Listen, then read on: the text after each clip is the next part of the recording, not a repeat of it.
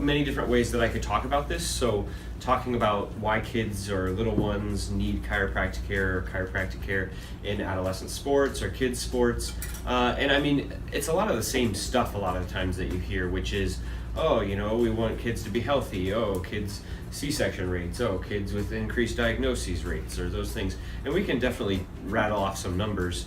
But I think what really elicits an emotional response for me is that our generation, the generation above us, has changed the tone of health and sick in a matter of generations. So in a couple generations, we have drastically changed how we view health and sickness.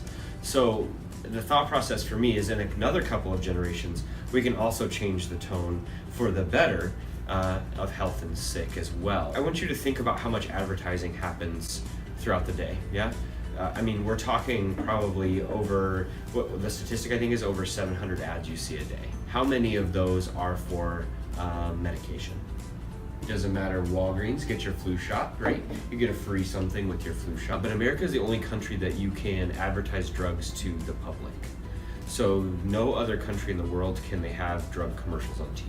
That's something that actually gets me more passionate about it, is changing the way the next generation views health and sickness versus saying 33% of babies are born cesarean rate.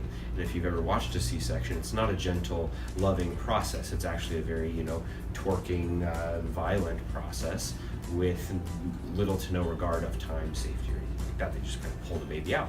And in some urban cities, including Honolulu, we're talking around 50% of C-sections, because they can plan those, they can time those. If we're talking about autism, we were, 1 in 100, 1 in 200, now we're 1 in 33. ADHD, we're 1 in 14, ADHD medication, 1 in 10 kids. Ear infections, 50% of kids under 4 years old are gonna have multiple ear infections. It's like 33% of kids are gonna have multiple sets of tubes. So it's just becoming a common thing, and common becomes normal.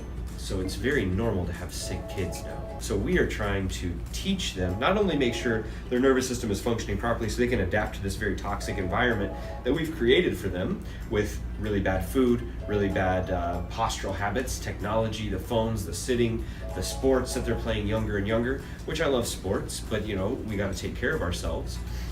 But we want to also make sure that they are understanding where health comes from. And that comes from a very strong inside individual, period. That's the only way that health happens. A strong organism built to fight the environment around it, and not weakening the environment to suit the sick individual.